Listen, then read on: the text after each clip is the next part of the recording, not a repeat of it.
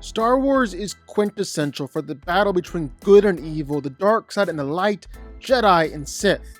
Let me tell you, there are a lot of powerful Force users on both sides of that fight. And today, let's dive into this world, ranking each and every Force user in Star Wars, both Jedi and Sith, from weakest to strongest. So let's get to it. Jocasta Nu was a master in the Jedi Order, but she's more known for her role as the chief librarian in the Jedi Archives. She was definitely respected, but she also wasn't the best when it came to Force power or skill. Like Emperor Palpatine said, she was middling in the Force and barely competent with a lightsaber. Stellan Gios was a Jedi Master during the High Republic of the Jedi Order, was considered particularly strong with the Force, even among other members of the Jedi Order. He was also a skilled fighter, being particularly drawn to classic lightsaber forms and could even dual-wield blades. Grogu has got to be one of the hardest Jedi to rank here on this list, because on one hand, he's just a Jedi Padawan and a baby, but then on the other hand, he's a member of the same species as Yoda, so you know he's got some awesome potential. And even just being a baby, well, he's shown off some crazy power and ability in the Force. But still, Grogu is still an infant, and that's gonna seriously hold him back here. I know the Knights of Ren are technically a whole group, but I'm not gonna go through the whole group and rank them all individually. They were a group of dark side warriors that went around causing destruction across the galaxy and did in fact have Force powers. They were actually active during the First Galactic Civil War between the Empire and the Rebels, but really stepped in the spotlight when Ben Solo took charge of the group as Kylo Ren. They kind of filled the spot of the Inquisitors for Kylo, but none of them were all that impressive, and Kylo Ren was actually able to solo the group. The sixth brother is a member of the Inquisitorius. We're going to see a lot of them on this list. And while he was trained by Darth Vader, was an extremely aggressive fighter, that doesn't necessarily mean that he was a good fighter. In fact, when he came across Ahsoka, well, she said that he lacked any real skill and pretty much only relied on brute force, which is why she was able to easily beat him. Vernestra Rwoh was a Jedi Master who lived during the High Republic era of the galaxy.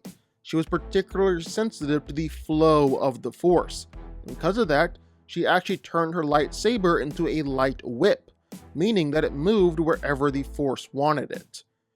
The apprentice of Baylan Skoll, Shin Hati is considered a dark Jedi, works as a mercenary for the Galactic Empire. She's a skilled and deadly fighter, able to take on whole groups of warriors all by herself, and she also has a connection to the Force and will quickly use it in a fight. However, Shin Hati is just a Sith apprentice, so she'll only make it so high on this list. Barriss Offee was a Jedi Knight who grew up during the Clone Wars, but she became disillusioned with the Jedi Order during that time and actually fell to the dark side of the Force. She can hold her own in a fight, even fighting against Ahsoka and the fourth sister later on in life, but there are some clear limits to her abilities, like Anakin was able to easily take her down during their fight. Saesee Tiin was a Jedi Master, another member of the High Council. He was a renowned lightsaber duelist, but where he really shined was with starships. It was said he could fix any ship, was one of the Order's best pilots. His telepathic powers were also considered to be better than most other Jedi too. The ninth sister was once a Jedi Knight, before turning to the dark side and becoming one of the Inquisitors. She's a skilled Jedi hunter, being trained by both Darth Vader and the Grand Inquisitor. While not quite as agile as other fighters, she more than makes up for it for brute power and imposing size. However, even with all that, the ninth sister kinda lacks the combat power of other dark side users. She lost to Cal Kestis during multiple fights, despite the fact that Cal wasn't all that trained as a Jedi at the time. Yaddle was a Jedi Master and was basically the girl Yoda. She was a capable and skilled fighter, able to hold her own for a while against Count Dooku, and Yaddle had a unique relationship with the Force. In fact, she was very skilled in a rare and deadly Jedi power, where she was able to slow an opponent's bodily functions down until they eventually died. Darth Shah is a Dark Lord of the Sith and was known for being able to dual-wield lightsabers during a fight. However, while she was an official Sith Lord, she fell to the infamous Rule of Two, as her apprentice Momin murdered her during a duel. Aayla Secura was both a Jedi Master and a Jedi General during the Clone Wars. She was a Master of Form 4. Is actually known as one of the Jedi Order's most skilled pure fighters during her time. Solandra Sho was a Jedi Master during the High Republic. It's basically like Captain America in Star Wars. She's one of the only Jedi who preferred using a shield over a lightsaber. She would use the Force to move the shield during a fight, using it both to protect herself and knock out opponents. The 10th brother, formerly known as Proset Dibs, was originally a Jedi Master, but he attempted to murder Mace Windu and turned to the dark side. Mace Windu said that the 10th brother was so powerful in the Force as a Jedi that he'd ever known, and was a considerably skilled fighter, despite the fact that he had no eyes. However, the Inquisitors were betrayed by the Purge troopers, and while the 10th brother managed to hold them off for a while, they eventually got the better of him. Ren was the original leader of the Knights of Ren, was a powerful dark side user and lightsaber fighter, although he did prefer to send the Knights to do the fighting before himself. He originally tried to recruit Ben Solo to join the dark side, and that ended up not working out too great for him. Ben did join the dark side and killed Ren in a fight, becoming the new master of the Knights of Ren. The 5th brother was an Inquisitor for the Empire, and while he participated in several high-profile missions, he actually wasn't the best lightsaber fighter. He used a lot of big swinging strikes, and this left him wide open to counters from more skilled fighters. He was bested by Cal Kestis during their fight, and was utterly humiliated by Darth Maul. However, because of his power in the Force, you can actually say that the 5th brother is one of the more dangerous Inquisitors. He had all sorts of Force powers, and it was this that made him such a dangerous Jedi killer. The 7th sister was the Inquisitor tasked with tracking down Ahsoka Tano by Vader himself, so that kind of speaks to how she was viewed in the Empire. She wasn't as powerful or sensitive in the Force as other Inquisitors, although that's not to say she didn't have some impressive Force abilities. However, she more than makes up for it with her lightsaber skill. She could duel against Ezra Bridger, Kanan Jarrus, and even Ahsoka herself for a little while. However, her skill still clearly had its limits, and she was no match for true master fighters. Luminara Unduli was both a Jedi Master and a Jedi General during the Clone Wars. She was a powerful and skilled Jedi who was able to fight on even footing with Asajj Ventress, even with just one good eye. Reva Savander was the 3rd sister and briefly held the title of Grand Inquisitor. While she willingly served the Empire and hunted down Jedi, she also had an ulterior motive. She was gonna kill Darth Vader in order to get revenge for his massacre during Order 66. She was definitely motivated, but ultimately outmatched. Darth Vader toyed with her throughout their entire fight, and it wasn't just Vader either. Obi-Wan Kenobi and the real Grand Inquisitor were able to beat her too. Ezra Bridger started out as just a bit of a street rat, but after joining up with the rebels on the Ghost, while he was trained in the Force by Kanan Jarrus, became a Jedi. He had a strong connection with the Force and particularly excelled at connecting with nature and other living beings. He also became a pretty skilled fighter, even using blasters and a darksaber alongside his lightsaber. But Ezra really was no match for someone like Darth Vader. It could only last a few seconds against the Sith Lord. Deepa Billaba was a Jedi Master, member of the Jedi High Council during the final years of the Jedi Order, A student of Mace Windu, she was trained in the rare Form 7 style of lightsaber fighting, but was also an expert with Form 3 for close quarters combat. She was a powerful enough fighter to actually hold her own against General Grievous several times, even though the cyborg beat her both times.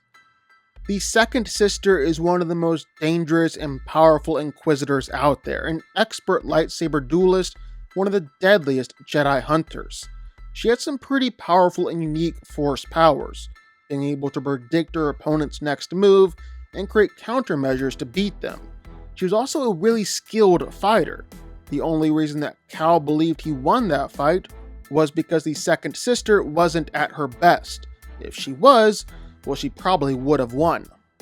Ezlar Mann was a Jedi Master during the High Republic era. He's actually a really controversial Jedi during his time because of his unorthodox use of the Force. Some of those Force abilities were pretty rare too, like Mind Touch, which Ezlar Mann used to make sure everyone was having honest conversations. Ki-Adi-Mundi was a Jedi Master and a member of the Jedi High Council. He was one of the few Jedi who trained in Makashi, a special type of lightsaber dueling, and was actually able to hold off his clone troopers for a little while when they turned on him during Order 66. Not every Jedi can say that. The apprentice to Sith Lady Darth Shaw, Darth Momin was able to kill her and ascended the role of Master himself. He studied extensively in the nature of the dark side and power of the Force, and was able to use the Force in some pretty unconventional ways that were never replicated. He was also a skilled and deadly duelist. After his resurrection, he was even able to fight with Darth Vader. Like the name kinda suggests, the Grand Inquisitor was the leader of the Inquisitors and the chief Jedi hunter in the Galactic Empire, receiving direct orders from Darth Vader himself. He's skilled and experienced in all 7 forms of lightsaber fighting and is a particularly deadly fighter with his spinning double-bladed lightsaber. He's also very powerful in the Force, was even a dangerous adversary in death, fighting against a young Luke Skywalker and nearly beating him. Kanan Jarrus was a Jedi Padawan who survived Order 66 during the Clone Wars, joining up with the Rebels and eventually becoming a Jedi Knight. Kanan was skilled in multiple different lightsaber forms, although he definitely preferred Form 3. He's actually known to use blasters while lightsaber fighting. After being blinded by Darth Maul, Kanan's powers and abilities in the Force only grew. He could now see through the Force and definitely became more powerful. Baylan Skoll was originally a member of the Jedi Order and a Jedi Knight, but while he survived Order 66, he fell to the dark side and became a Sith mercenary working for the Empire. Baylan was a powerful and overwhelming fighter, a master of a blade, who relied on his brute strength and heavy strikes to physically overwhelm opponents. And it works too. Baylan Skoll was even able to fight against and overpower Ahsoka Tano. Honestly, I have no idea where to rank Snoke here, because he's really just a creation made by Darth Sidious, was manipulated by the Empire, but still he had a mind of his own and he was powerful. He wasn't officially trained as a Sith Lord, but showed off some pretty impressive Force powers, especially with the dark side, although he did use some light side powers as well. He was also able to overpower both Kylo and Rey at the same time, although that was more through greater experience, because both of them are more powerful in the Force than Snoke. Eth Koff was a Jedi Master who served on the Jedi High Council during the Clone Wars, was considered to be one of the most skilled lightsaber duelists in the whole Order. He was able to fight against General Grievous, hold his own against Darth Vader, was particularly effective at using the Force during fights. Quinlan Vos was originally a Jedi Master during the final days of the Republic. He was known for bending the rules, but was definitely respected in the Order, especially for his ability of psychometry. He was able to perceive memories when touching different objects. However, he eventually fell to the dark side for a time, and during that time, he became an aggressive and unpredictable fighter. he even trained under Asajj Ventress for a while, became even more deadly and dangerous. Originally a Sith apprentice to Count Dooku, Savage Opress would eventually become an apprentice to Darth Maul and a Sith Lord himself. Savage Opress was a dangerous and powerful fighter, relying on his overwhelming strength and just simply overpowering opponents. And it worked. He could fight against Anakin Skywalker, Obi-Wan Kenobi, even helped to beat his former master Count Dooku. The guy even fought against Darth Sidious himself, and lasted a lot longer than Jedi Masters. While Savage is more known for his lightsaber skill, he was a formidable Force user and can unleash some devastating Force attacks. Plo Koon was one of the most respected Jedi Masters and Generals during the Clone Wars, routinely going on the most dangerous missions and successfully completing them. He was one of the best pilots in the Jedi Order too. Even Anakin was impressed by his skill as a pilot. Shaak Ti was a Jedi Master, one of the last members of the High Council before the Great Jedi Purge.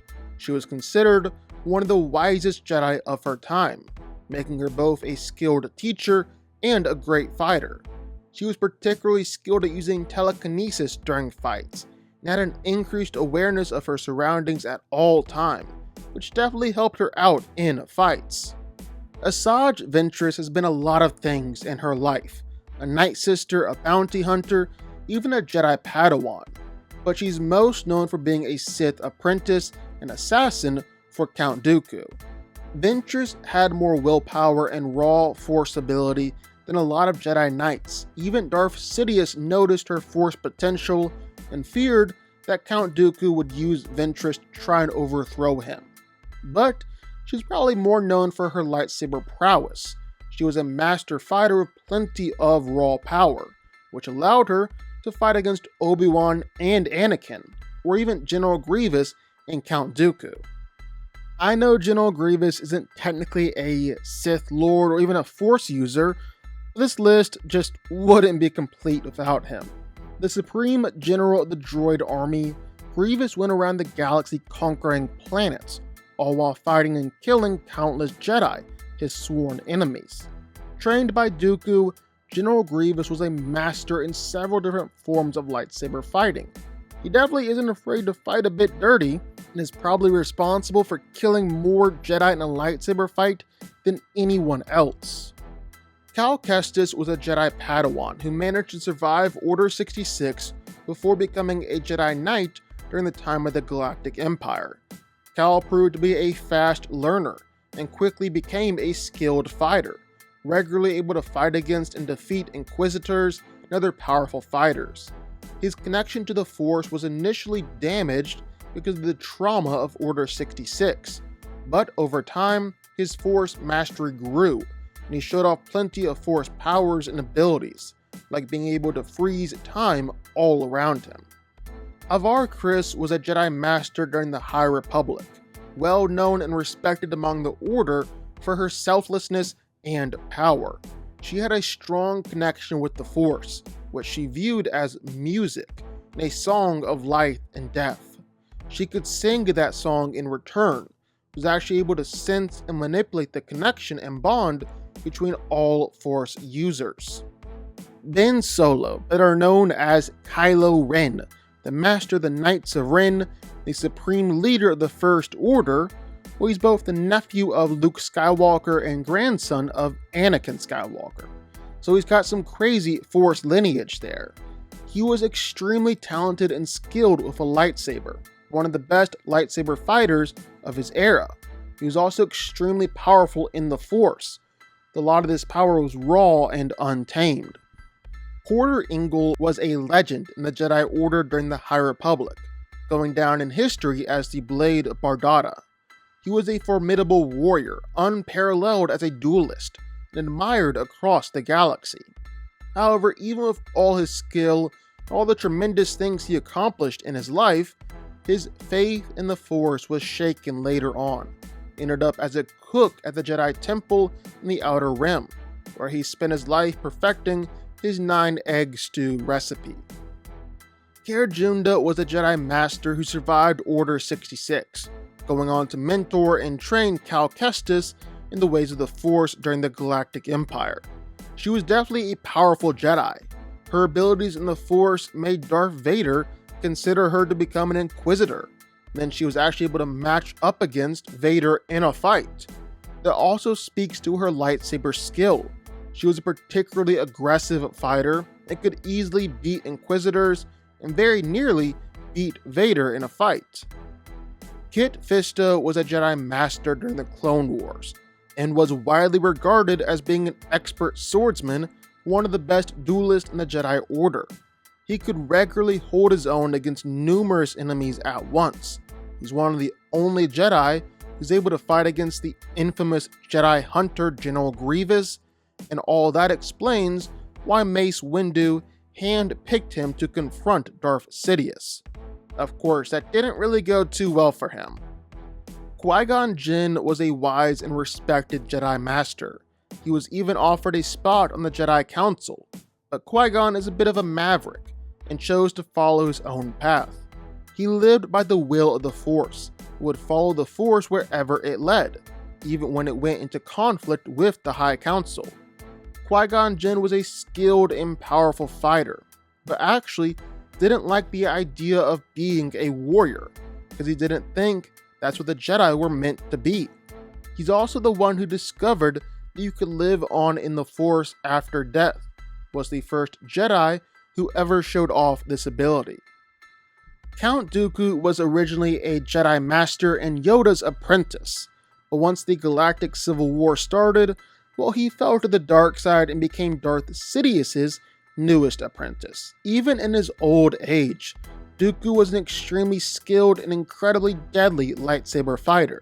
He was able to fight both Obi-Wan and Anakin by himself several times. Said that only Mace Windu was his equal, and the only Jedi better than him was Yoda. He was also very knowledgeable and skilled in the Force, particularly with telekinesis, using Force lightning during fights. Rey Skywalker was the first Jedi Master in the new Jedi Order, one of the most powerful Jedi you're ever gonna see. Despite never having any real training, she's a natural in lightsaber combat, but still a raw and aggressive fighter, and not as seasoned or skilled as a lot of the others.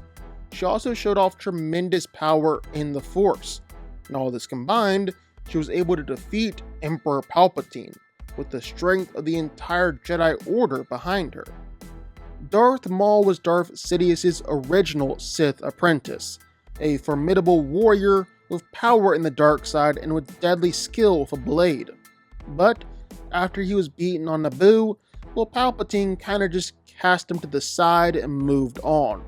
But Maul survived, and through the pure power of his hate and rage, he became one of the most powerful Sith who ever lived.